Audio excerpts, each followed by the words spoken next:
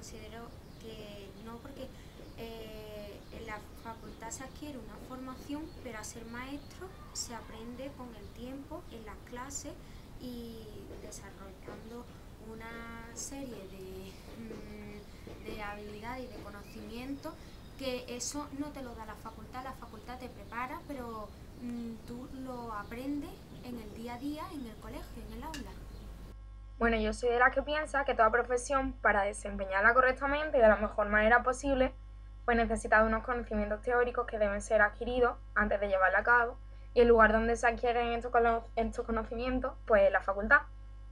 Así que viéndolo desde este punto de vista, pues mucha gente pensará que sí, que se podrá aprender a ser maestro solo yendo a clase y aprendiendo, pasando tus exámenes y con saber muchas teorías, pues yo pienso que no. Que es muy importante, sí, es cierto, el ir a la facultad y aprender teorías, leyes, cómo llevar a cabo el aula, pero no es la única parte. Hay que tener en cuenta que la profesión de maestro es mucho más compleja y tiene, aparte de la componente teórica, otras dos componentes, por así decirlo. Una componente actitudinal y otra componente aptitudinal. A la hora de la verdad, si tú no tienes actitudes necesarias para desempeñar a cabo la profesión, como son por ejemplo la creatividad o la capacidad resolutiva, y actitudes como, yo qué sé, ser capaz de animar a los niños a aprender, encontrar la mejor manera de enseñar las cosas, pues no te van a servir de nada los 4 años que has estado en la facultad. Habrá aprendido un montón de teoría, habrá aprobado los exámenes, pero aprender a ser maestro es algo mucho más personal y que no se aprende en la facultad. Cada maestrillo tiene su librillo, dice la gente, ¿no? Y yo pienso que el ser maestro es algo que tú vas construyendo con los años, con la experiencia, y que, hombre, aparte tienes que añadirle los conocimientos que has adquirido en la facultad, pero la parte de más peso es la de las actitudes y las actitudes, que yo creo que eso es algo innato.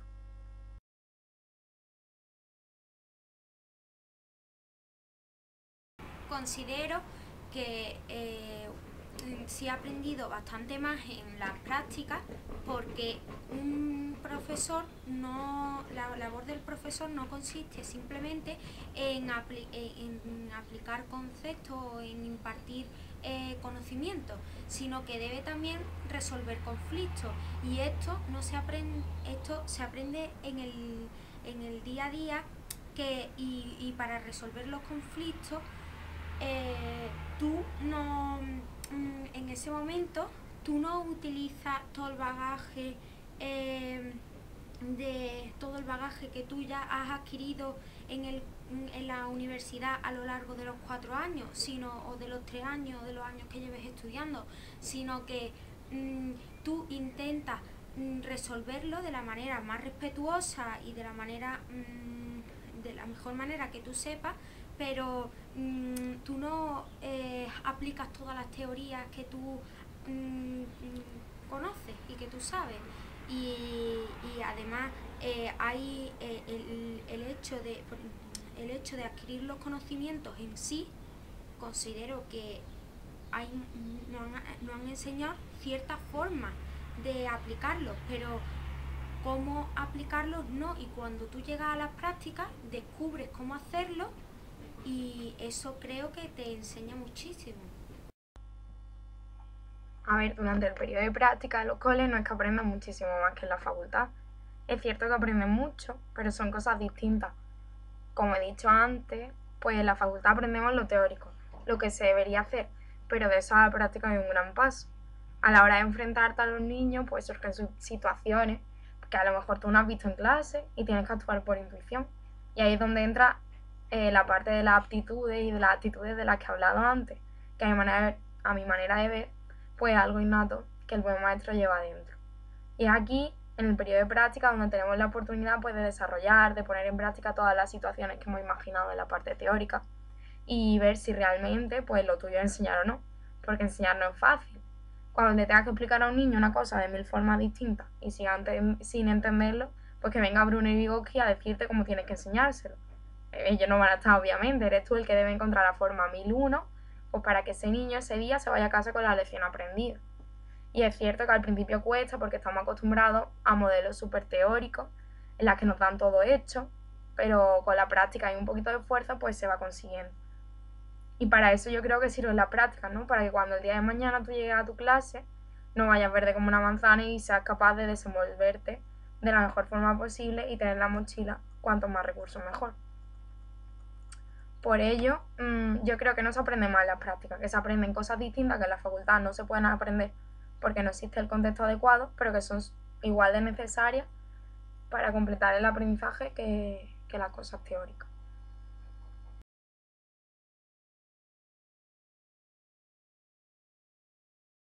Los profesores no tienen una buena formación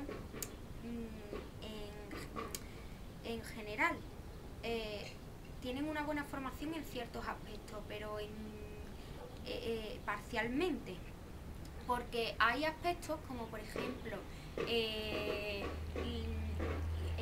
aspecto cultural en la universidad está un poco olvidado, obsoleto, ya que en estos años que he tenido en la universidad he podido ir observando que se le da mucha importancia a cómo vemos la figura del profesor, cómo consideramos que debemos de tratar a los alumnos el día de mañana, y es algo, nos estamos anteponiendo ante un problema que vale, es preciso discutirlo, pero desde mi punto de vista se discute en todas las asignaturas y nos estamos anteponiendo ante un problema que todavía no ha ocurrido.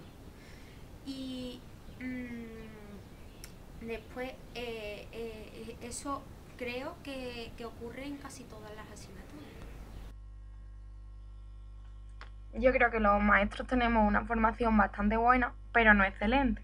Se supone que la facultad nos preparan para salir siendo los mejores maestros, con las metodologías más innovadoras, con lo más de lo más. Pero a la hora de la verdad, cuando tú llegas a un colegio, casi nada de lo que estás aprendiendo en la facultad sirve. Porque en el colegio en la mayoría de los colegios siguen con las metodologías tradicionales y tú vas con tu metodología innovadora para una sociedad del futuro que todavía no existe. A lo mejor te vas a Finlandia y eres el maestro mejor cualificado de todo. Pero desde mi punto de vista, realmente en España, debido a la situación actual, muchas de las cosas que estamos aprendiendo no se pueden llevar a cabo. Porque no hay medios y los padres sobre todo piensan que estamos locos. Pero como van a estudiar a su hijo sin libro, o como no se les va a hacer exámenes, por favor, se echa la mano a la cabeza. Y la aceptación que tienen pues es bastante escasa. Por otro lado, hay asignaturas en la carrera como son las de tecnología de la información y la comunicación, por ejemplo, se me viene ahora a la cabeza, que podrían ser muy útiles, dado que vivimos en la era de las tecnologías y que nos pueden facilitar muchísimo el trabajo, pero que los profesores no la enfocan de la manera adecuada. Y realmente es una asignatura amarilla, como se dice, que no sirve para nada porque estás perdiendo el tiempo realmente. Y es ahí donde pues, nos debería enseñar a usar las pizarras digitales, a sacarle el máximo partido a ellas, a distintos recursos que podríamos utilizar en el aula. Por otro lado, también me he encontrado el caso de asignaturas troncales y básicas súper importantes, como es por ejemplo la de didáctica general, que debido a la mala organización del docente, que la verdad nos tiramos el curso entero viendo películas del año catapum, pues haber pasado el cuatrimestre realmente y no haber aprendido a organizar secuencias didácticas correctamente, que es lo que debes saber hacer porque va a ser tu día a día en el futuro, cosa que no entiendo. Por otro lado, otra cosa que veo muy mal es que las asignaturas que antes eran anuales, como por ejemplo psicología, trastornos del aprendizaje o didáctica también, que son de gran relevancia y nos pueden hacer muchísima falta en un futuro, se den en un solo cuatrimestre, condensando los contenidos de forma que es imposible asentar tantos conocimientos. Lo mismo ocurre con las menciones. Por lo menos en mi caso yo pienso que es más fácil preparar poco a poco desde primero que tú empiezas la carrera e ir especializándote en lo que tú quieras, que de repente en tercero te digan elige especialidad a las 4 asignaturas, listo. Así realmente nos salimos mejor cualificados que los de licenciatura. Yo pienso que es algo que es un aspecto que debería revisarse en los planes Bolonia. Resumiendo, que yo creo que se deberían revisar los planes de estudio y darle mucha más importancia a la especialización y a las asignaturas esenciales que en rellenar créditos con asignaturas mal enfocadas.